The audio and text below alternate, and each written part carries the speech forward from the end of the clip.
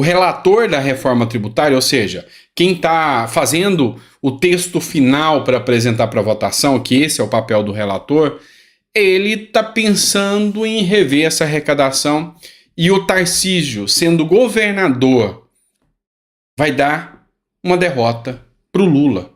Você tem noção da força do Tarcísio?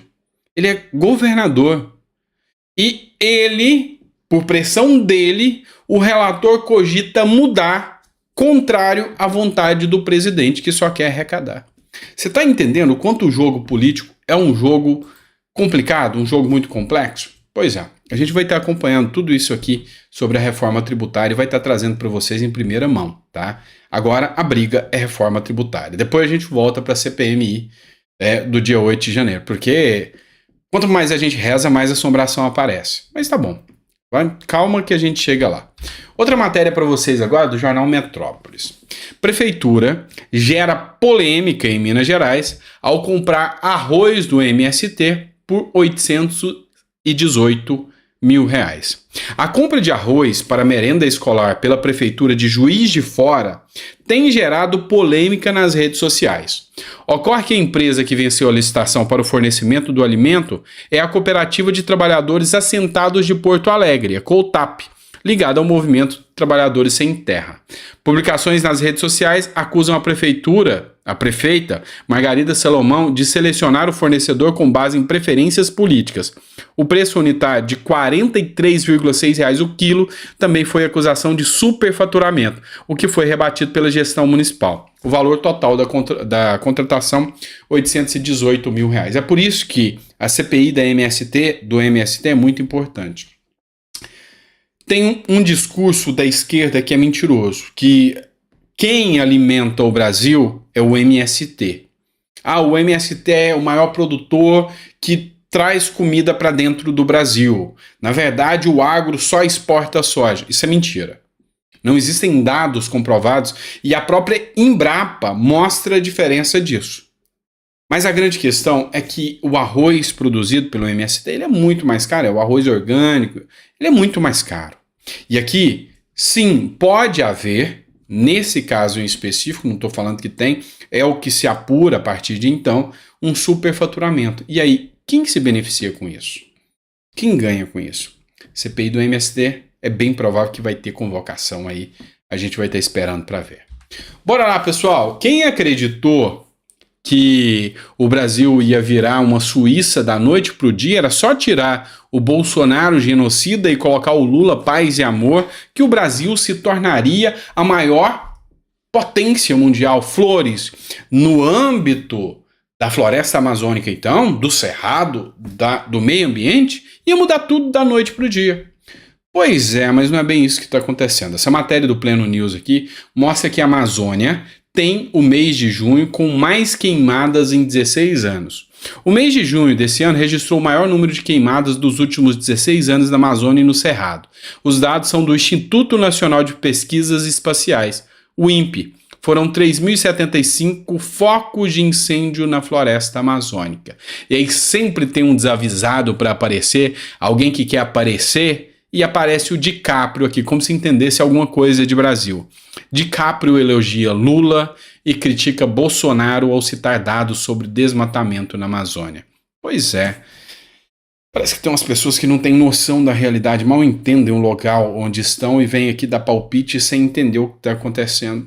É isso. E aí tem gente que acredita que isso tudo é uma maravilha.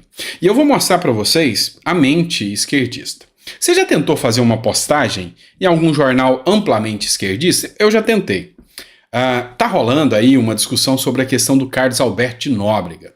E o Carlos Alberto de Nóbrega, ele fez uma crítica ao Lula. Ele disse o seguinte: olha, eu acho que é uma vergonha para o Brasil ter um presidente que não tem um curso superior, que não tem estudo, que se orgulha de dizer que é analfabeto. E isso mostra uma descredibilidade muito grande. E o brasileiro não ter políticos que realmente são preparados para isso mostram o porquê o nosso Brasil como está. E eu assino embaixo o que o Carlos Alberto falou. Aí a UOL fez um editorial onde o Josias de Souza vem e diz que o Carlos Alberto não sabe de nada, o que vale é a vivência do Lula. E aí, eu teci o meu comentário, falei, olha, eu acho que o Josias de Souza não ia gostar muito de estar numa mesa de cirurgia com um médico que não tem preparação e dizer que vai confiar só na vivência dele. E aí, meu amigo, parece que surgiu zumbi de todo lado, igual The Walking Dead, esquerdista de tudo quanto é lado, passador de pano de tudo quanto é lado. Só com ofensa, sem argumentos. Até que, de vez em quando, aparecia algum que tinha argumento, do tipo, mas política e medicina não tem nada a ver, você vai me dizer que precisa passar por qual curso para ser político? Vamos lá. O cara, para ser político, ele, no mínimo, ele deveria passar por um aprendizado bem adequado, para entender um pouco de cada área que ele vai ter que gerir. Os chefes, principalmente os chefes do executivo, esses deveriam dedicar a vida ao estudo. Eu garanto uma coisa para você, você pode até não concordar comigo, mas entre Lula e Enéas, vê a diferença. Você vai ver o que o estudo pode fazer para uma pessoa. Então, sim, assim como um médico não me operaria, eu também não escolheria um presidente que se orgulha de não querer estudar. Essa é a minha visão, mas cada um tem sua opção. Vamos lá. E para entender essa mente desse pessoal que passa pano para isso, vamos entender uma coisa aqui? Olha o tipo de projeto que visa mudar o mundo. O tipo de projeto que visa mudar tudo, deixar o mundo perfeito na mente de um esquerdista. Lá no Rio de Janeiro, foi criada uma lei. E essa lei proíbe o uso dos termos elevador social e elevador de serviço. Qual é o intuito? Evitar discriminação. A lei que proíbe as denominações elevador social e elevador de serviço em prédios privados entrou em vigor na cidade do Rio de Janeiro na terça-feira, dia 4. A determinação visa coibir qualquer tipo de discriminação e proporcionar o dinamismo para o acesso a estabelecimentos privados.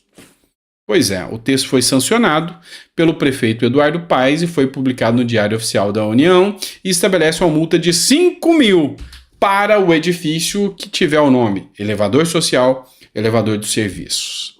Tá. Imagina como que vai ficar a cara dos entregadores chegando com a geladeira pesada e enfiando-se no elevador onde tem um fluxo gigantesco de pessoas descendo e subindo o tempo todo. Pois é, vai atrapalhar a vida do trabalhador, não vai? Porque ele vai ter que esperar. Porque geralmente o elevador de serviço, discriminatório demais, né? De serviço, ele fica pronto ali, preparado para o trabalhador, que precisa subir e descer mais rápido. Então o cara tá com a lata de tinta na mão, vai pelo elevador de serviço, entra lá e sobe. Tá lá bem definido, elevador de serviço. Mas agora, dentro do mundo imaginário de Nárnia, desse pessoal, a discriminação acaba por ali. Na minha visão, é uma lei inútil. Na minha visão, é uma lei que, com um estudo mais aprofundado e com uma pessoa que tem uma vivência maior, saberia que essa lei vai ser mais uma das milhares. No Brasil tem milhões de artigos e leis que não têm eficácia nenhuma. Essa aí, não tenha dúvidas. Pode até mudar o nome, mas é uma lei que não leva a nada. E citando a vocês o caso do Alberto Nóbrega, que eu tinha falado, tá aí, né? Caso Alberto Nóbrega, matéria de CNN, critica Lula por falta de diploma.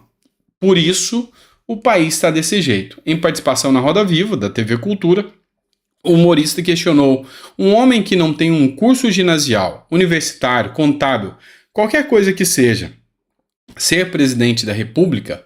Por isso que o Brasil está do jeito que está. E vocês me desculpem, não se trata aqui de discriminação, não. Porque não é o fato de você ser pobre que você não consegue ter um curso superior. Não é o fato de você ter saído de baixo que você não consegue. Afinal, eu já morei em barraco de lona. Afinal, eu tinha que andar 16 quilômetros para poder estudar, e eu estudei. E hoje, eu estou aqui, com o meu estudo.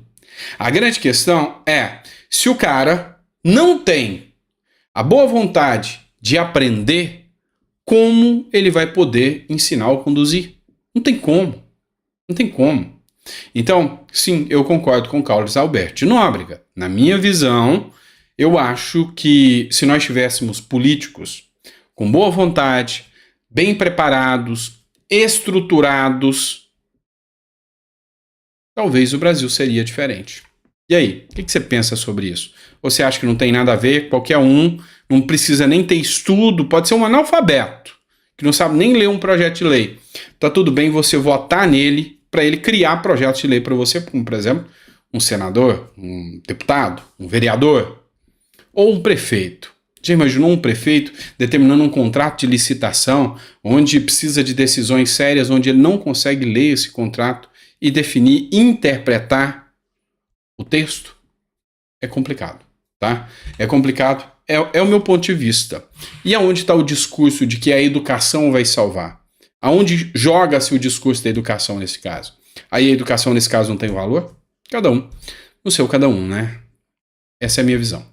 Coloca no comentário se você gostou do nosso editorial. Se gostou, compartilha, manda para mais pessoas. Se não gostou, democraticamente, você tem que fazer sua crítica.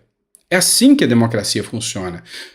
Pelo menos eu acredito que, na minha visão, a democracia não é relativa, ela é clara até demais. A democracia tem liberdade de você discordar do que eu digo e de que eu possa discordar do que você ou do próprio presidente ou de algum ministro possa dizer. Isso é democracia. Se eu posso discordar, se eu posso usar isso de forma em debate e não como ofensa, porque a ofensa foge à democracia, desculpe, mas foge. Mas se eu posso colocar isso em forma de debate, um discurso sério como debate, por que não? Por que não? Tá certo?